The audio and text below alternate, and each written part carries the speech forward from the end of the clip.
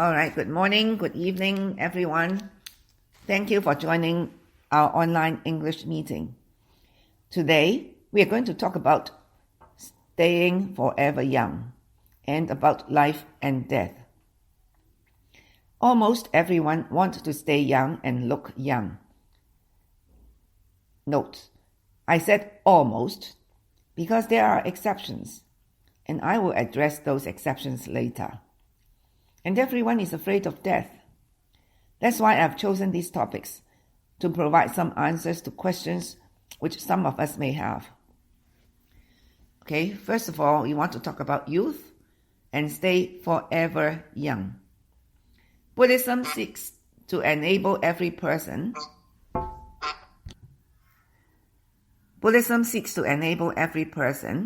regardless of age, to shine with youthful vitality. Youth has the quality of inexhaustible joy, wisdom, life force, courage, and compassion that emerge when we awaken to our Buddha nature.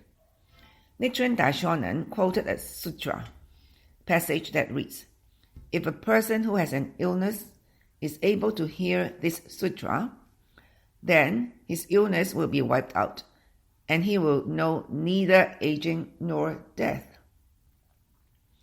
No matter how old we become, the Buddha nature at the core of our lives is forever youthful, and the actions we take for the happiness of others and ourselves, young and old, implant within us indestructible good fortune that will endure for lifetime after lifetime. I'm quoting below President Ikeda's guidance on youth and be youthful, and I will try to explain how this relates to our daily lives where necessary. Quote, "What is youth? It is the inner strength not to stagnate or become resistant to change, but to stay open to new possibilities. It is the power of spirit that refuses to succumb to complacency and strives ever forward." So this means that whatever our age, we must keep moving forward, keep learning, be interested in life, in new ideas, and new developments. Quote, "Hope brings a youthful spirit. As long as one has hope, one can remain eternally young." Now, practicing Buddhism and chanting to the Gohonzon give us hope. H-O-P-E, very, very important. If we have hope, we will move forward and live our lives with passion, courage, and energy, which are the qualities of maintaining our youthful spirit. Quote, "I believe youth can last a lifetime. Inner youthfulness is not a matter of our physical age. Rather, it is determined by the passion with which we live, the enthusiasm with which we learn, the freshness and energy with which we advance towards our chosen goals in life." Unquote. This means that youth and age does not go hand in hand together. Do not need to do this. Age is in the heart. Have you ever heard of the phrase called young at heart? If we are very interested in life, doing everything with enthusiasm, we will stay young forever. I have seen a documentary wherein a woman attended university at the age of 95 and got her doctor's degree. And recently, a famous Hong Kong actor was being interviewed. He is looking very, very good, enjoying very, very good health, and he's continued to act in a lot of TV series at the age of 89. He doesn't look his age at all. And if I can tell my Chinese members about his name, you will all know. His name is Wu Feng. You can search on the internet for him, and then you'll know at the age of 89, he's still doing very, very well. Quote, "Individuals who feel needed and strive on behalf of others who need them remain youthful and energetic because you feel needed. They can transform their environment, making it a warm and welcoming place to live, unquote. For parents, sometimes when our children grow up, leave home and have their own lives. And for other people, if our partner or friends die before we do not feel needed and have lost interest in life and goal in life, and we become depressed, sick, or even die. But if we can turn our attention to helping others, we can still live a very meaningful and happy life. This is why SGI encourages us to do Kozen Rufu, to turn our attention to helping others. And in helping others, we help ourselves. We become very, very happy. For me, I try to encourage a lot of people who come to me. And when I see their situations change and they become happy, I become very happy and satisfied. So this is what keeps me going. Also, quote, "Nothing is unalterable in youth. Rather, the worst mistake you can make when you are young is to give up on yourself and not to challenge yourself for fear of failure," unquote. Now, this is very common with young people. If they come across obstacles or fail in their relationships, their studies, or fail to find an ideal job, they give up. They become depressed, or some of them would be as serious as being suicidal. Little did they know there is a still long journey ahead of them. They can enjoy this wonderful journey and realize that a lot of good chances and great future is awaiting them. Only if they would look up and far beyond, instead of looking down at their own problems or at their own feet. Quote, the author Hermann Hesse writes that the more one matures, the younger one grows. There are many people who, as they age, become increasingly vigorous and energetic. Like the two examples I quoted above, more broad-minded and tolerant, living with a great sense of freedom and assurance. It is important to remember that aging and growing old are not necessarily the same, unquote. I also remember seeing news about a woman who was 90 years old. She had to have a major operation. And before the operation, she told her doctor, she said, "I must not die because I want to get well and see my boyfriends," with an S, boyfriends. And some of her boyfriends were even younger than she was. She had very strong life force and passion in life, so her operation went well and she recovered quickly. Yes, she lived and enjoyed her life to the full. Quote, some people are very critical of themselves. They say to themselves, "I'm not good, I'm ugly, I'm too fat, I'm stupid." And they become very timid and unassertive as a result. Rather than engaging in pointless self-criticism, young people should do best just being what young people are: bold, courageous, and determined, throwing themselves entirely into whatever the task at hand, unquote. Quite a few young people, because of their upbringing or social background, are very critical of themselves. However, Buddhism teaches that we are all Buddhas. We have the best potential and qualities within us. Chanting Nam-myoho Renge Kyo can bring forth all these qualities. We will shine, succeed, and be looked upon and respected. So we must never, never, look down on ourselves and think less of ourselves.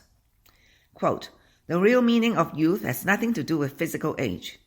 In Buddhism terms, youth means to consistently maintain an open, flexible, and tolerant mind. Unquote. So this is what Nichiren Buddhism teaches us. Quote, youthfulness originates from life force.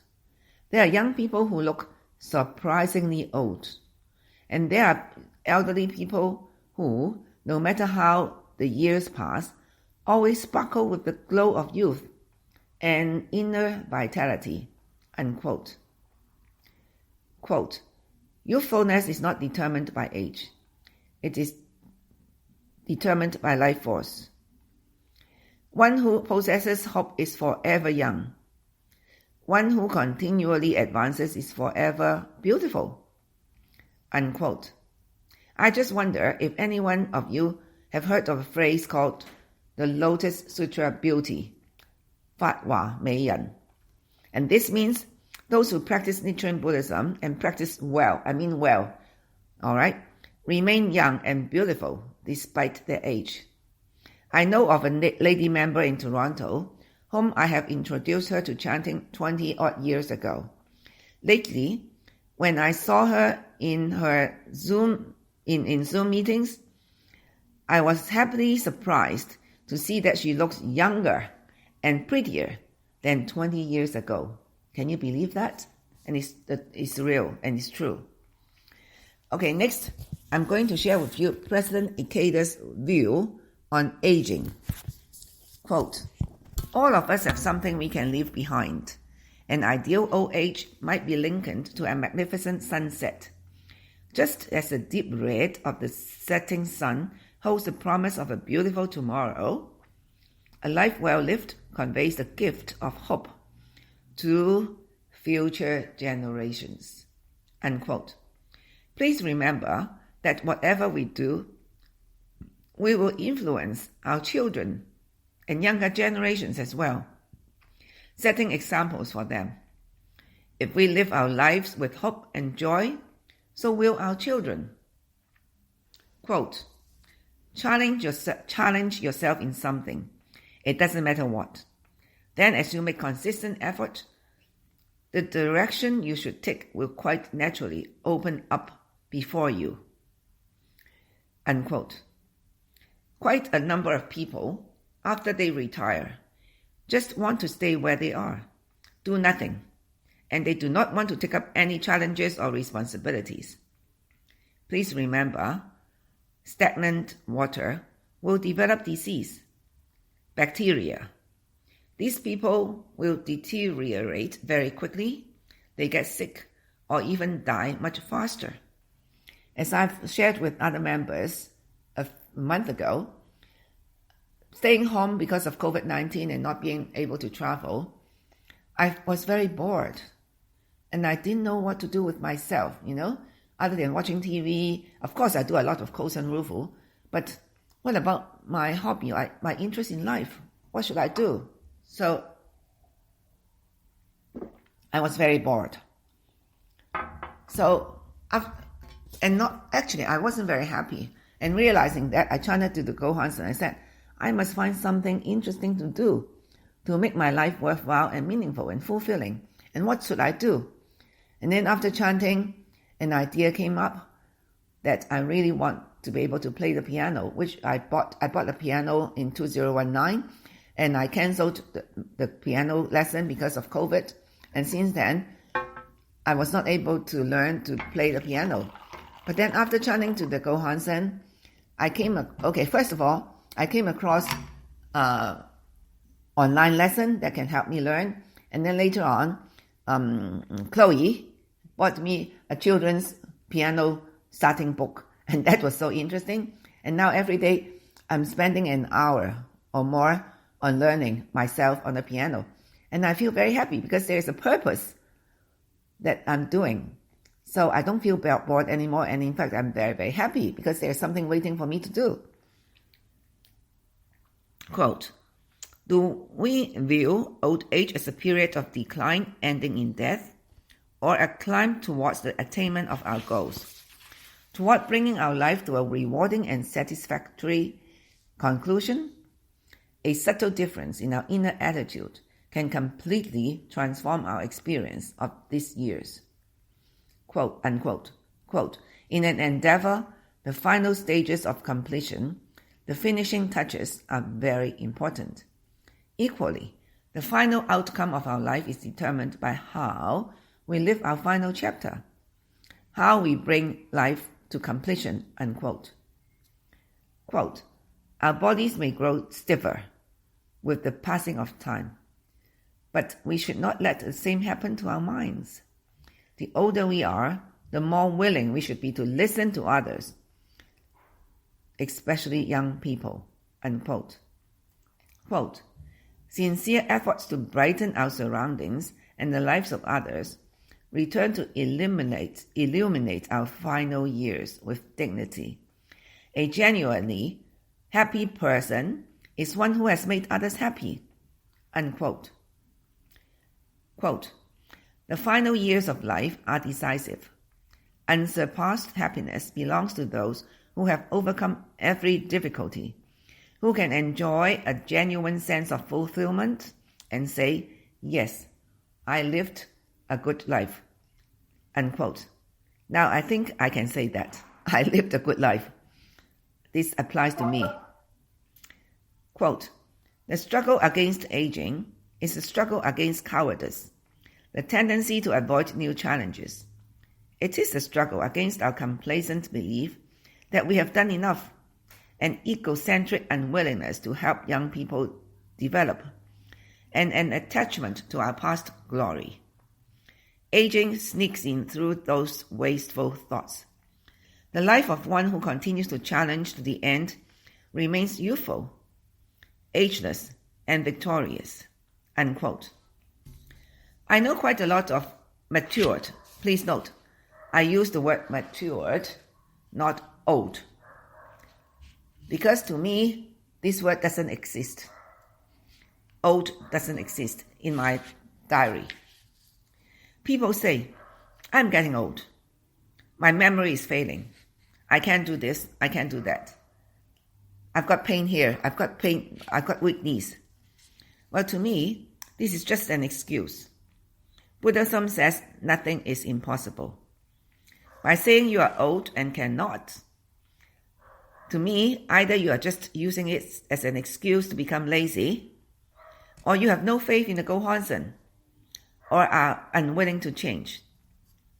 As I said above, a 95-year-old woman can study and get a doctor's degree, and an 89-year-old actor can still look young and continue to act. Why cannot we?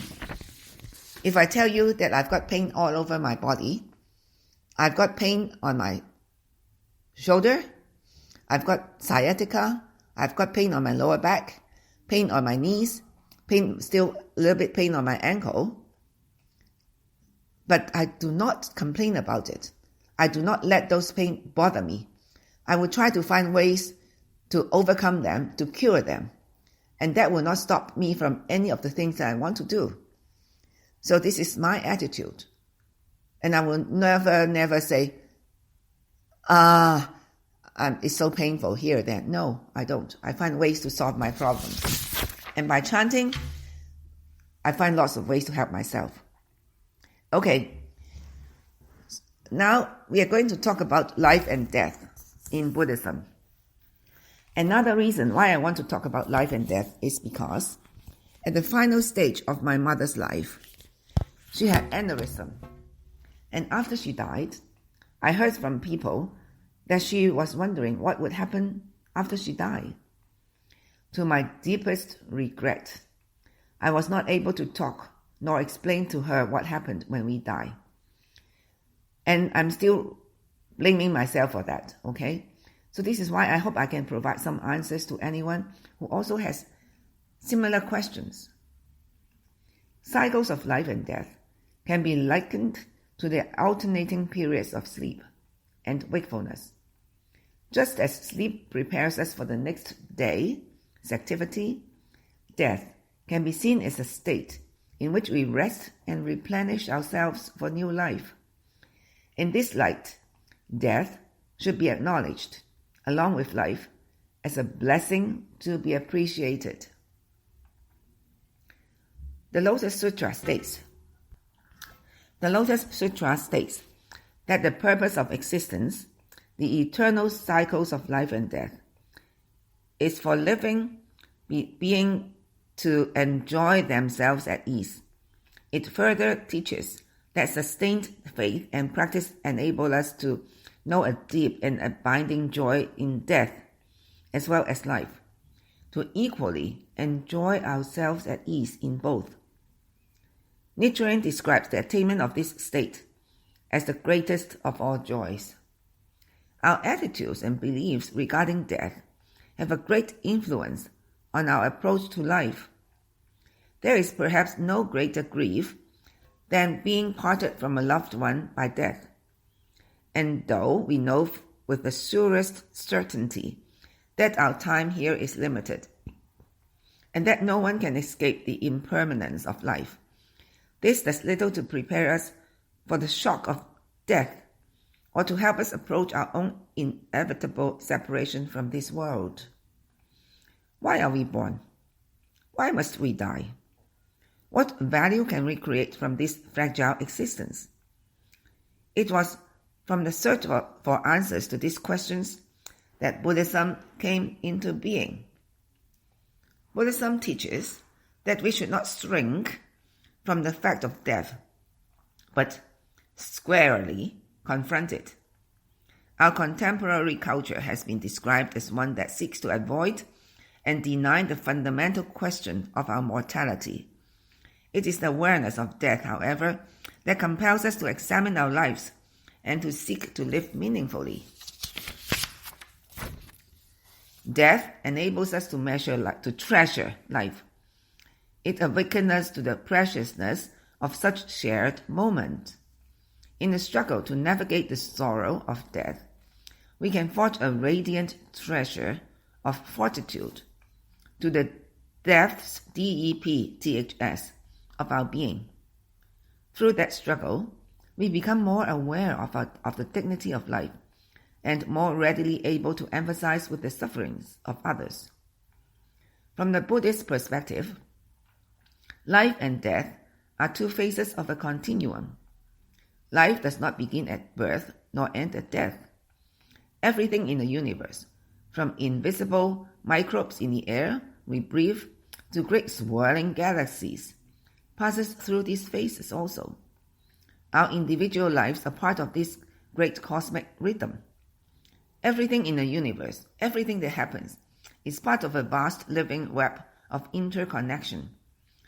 The vibrant energy we call life, which flows throughout the universe, has no beginning nor end. Life is a continuous, dynamic process of change. The Buddhism scripture emphasizes that the essential nature of our lives at any moment is that of a Buddha. Awakening to the truth of one's inherent Buddha nature, one discovers this fundamental sense of purpose, and life takes on a completely different and fundamentally joyful quality. We are born freely into the world with a resolve to also awaken others to their Buddha nature. That is Kozen Rufu. When we awake to this purpose, the causes and effects within our lives become the causes and effects of Buddhahood. The particular circumstances of our lives and character, our sufferings and triumphs, become the means to demonstrate the power of the Buddha nature and form bonds of empathy with others. The ultimate question of life and death, in the end, is a matter of theory and belief.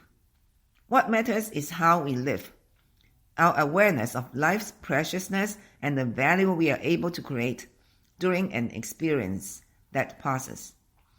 The Lotus Sutra's view of life and death is one that continually opens our awareness to those with whom we share this life, urging us to develop rich and contributive life and to treasure everyone who comes to us in our life.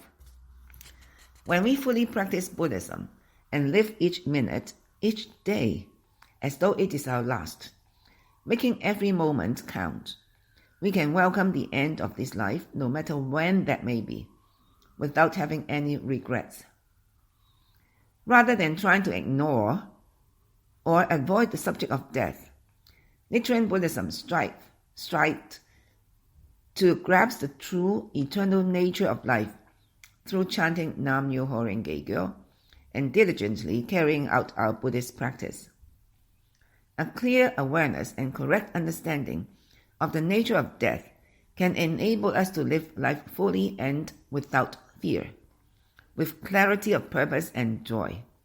Nichiren Daishonin viewed death and dying as a paramount issue we must all face and seek to understand. A lifetime of one's actions, remembered and forgotten, will be expressed in how we face death.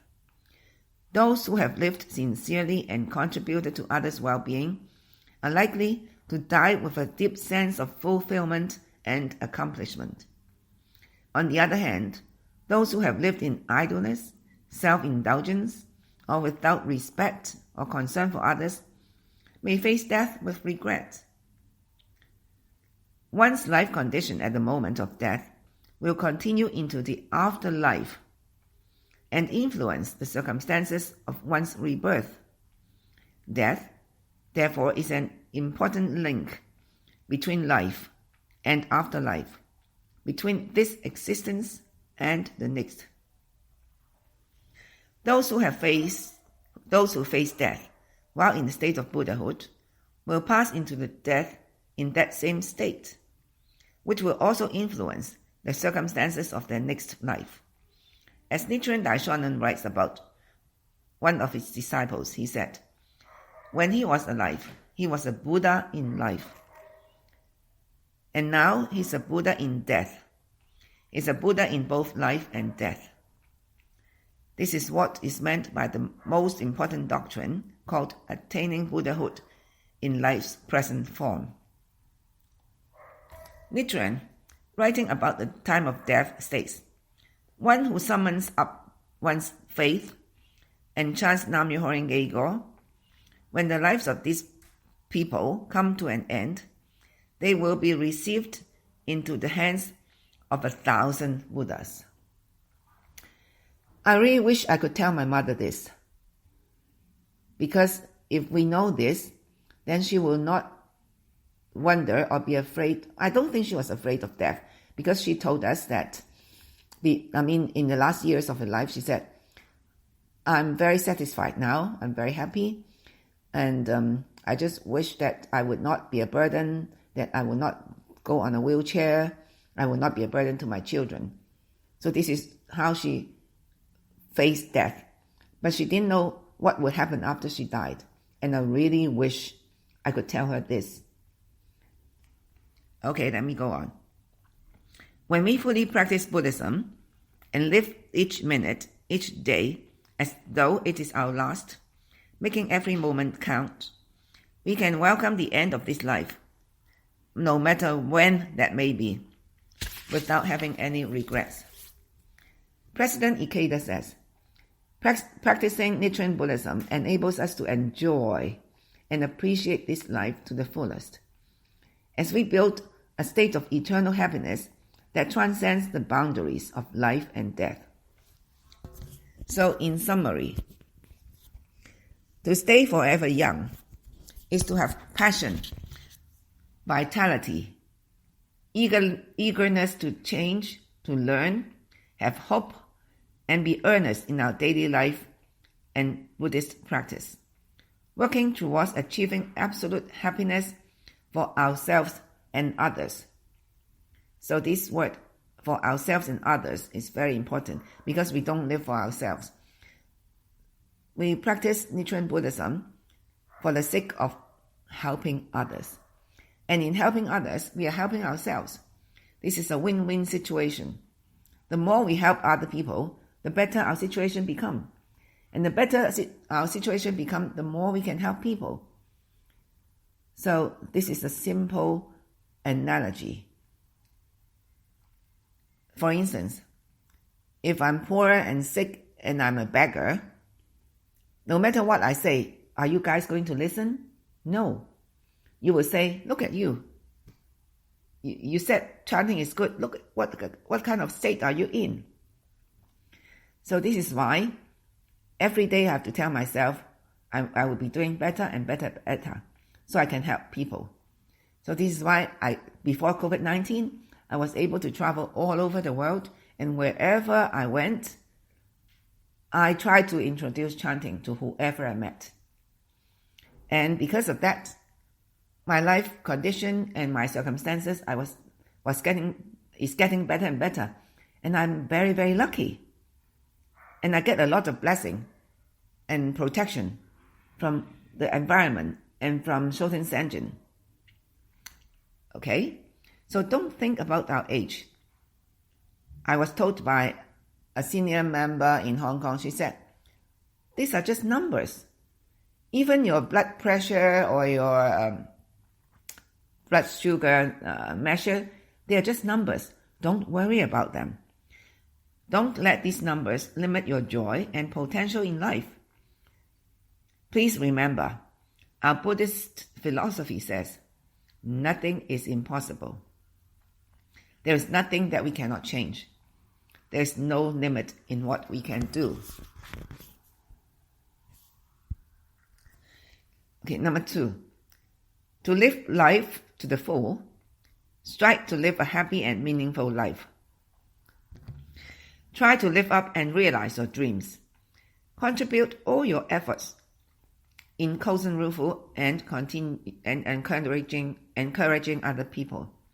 3. If we have done all of the above, when our life comes to an end, we can go with a smile saying, I have no regrets. Number 4. Death is not to be feared. What is to be feared is to encounter deadly disease, suffering and severe pain before death. I think I've shared with you before that a long time, over 20 years ago, I visited the mother of a member in the hospital. She's got cancer, and I taught her chanting. And the next week, when I went to see her, she said, Lydia, there was a lady lying in a bed opposite me. She was in the general ward, and she was in her 30s, and she's got liver cancer.